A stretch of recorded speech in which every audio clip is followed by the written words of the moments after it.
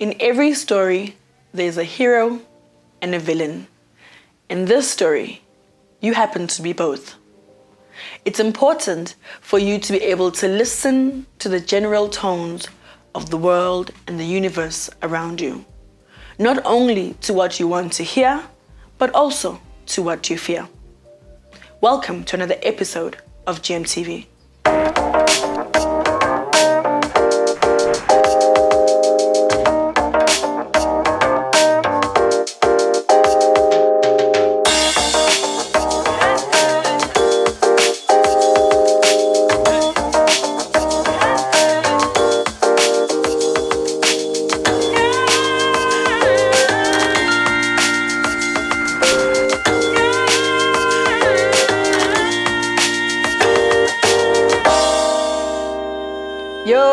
Thank you to all 30,200 of you that have subscribed, shared the content, put on your friends, be the first to know of the most amazing conversations there is around spirituality. Good on you. And if you're new, please head over to the subscribe button as well as the notification bell so that you don't miss out on any of these. Also, while you're there, leave a comment to shout within. Write the word within. Already will know that you're joining us for the first time. And if you're part of the notification bell, then right there, note gang. Thank you for tuning in. Today, we're discussing shadow work. And of course, I'm your host with the most, Moyo. Today, we're going to be talking about a very important conversation. And this is about you versus you. That's why today in your story, you happen to play both the villain as well as the hero. Talking about shadow work, what in the world does that mean? A shadow is a reflection of yourself.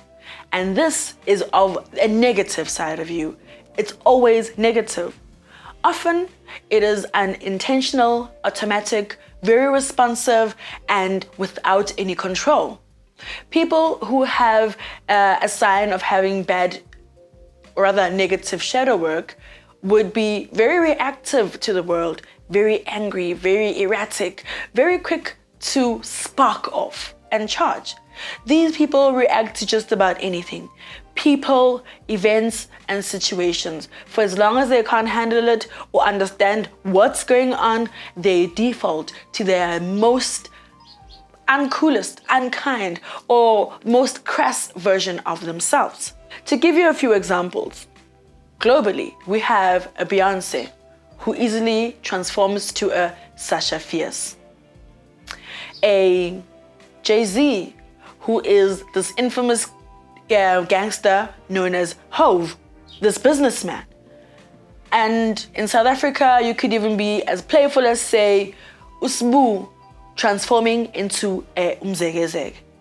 Do you understand that all these people, for them to really thrive in the world, they almost have to ditch their version of themselves and play onto the merit of being this out there, wild personality?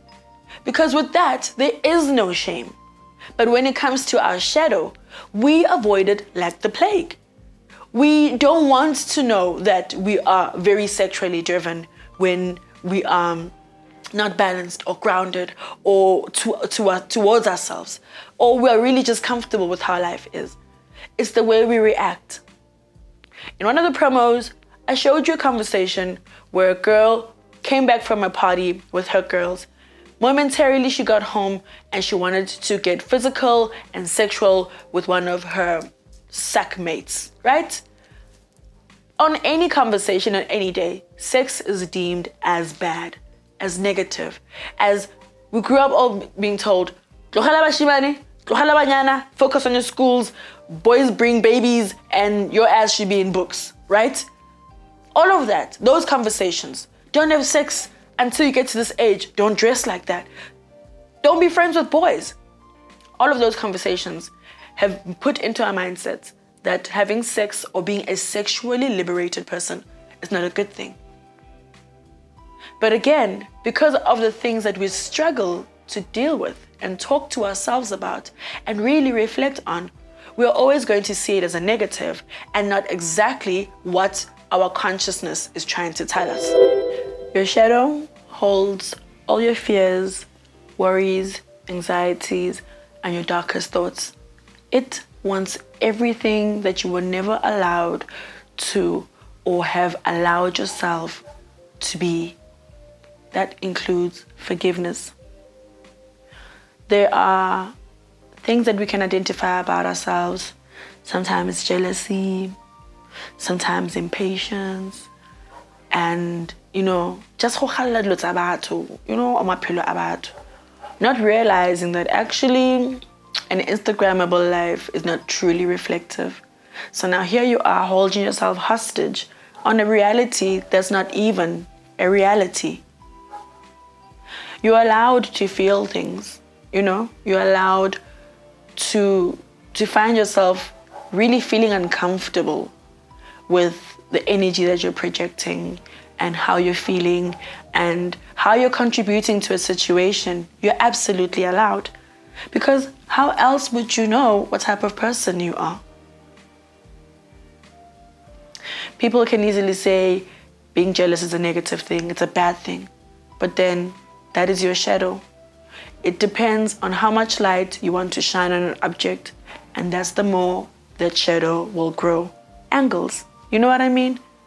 So the angles and the light that would be projected on this object would be us observing ourselves, realizing that actually my jealousy is a lot more over the top than I thought it was.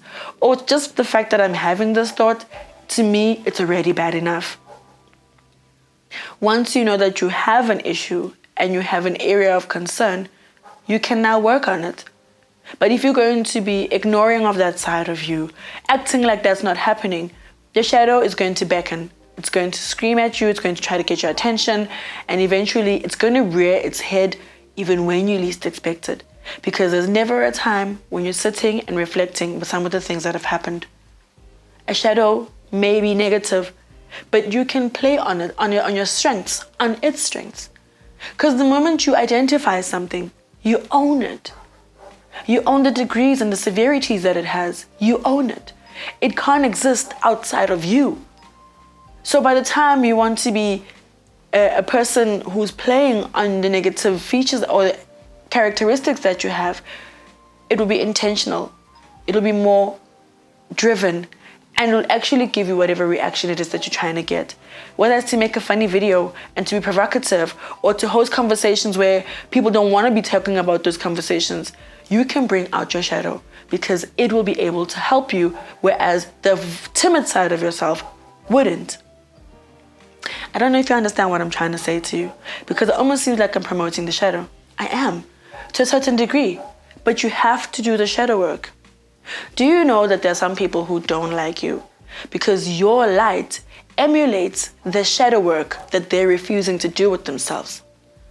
By virtue of you being yourself, all dilly-dally, all nonchalant, you are triggering a reaction out of somebody, whether it's jealousy, absolute hatred, lust, whatever it may be.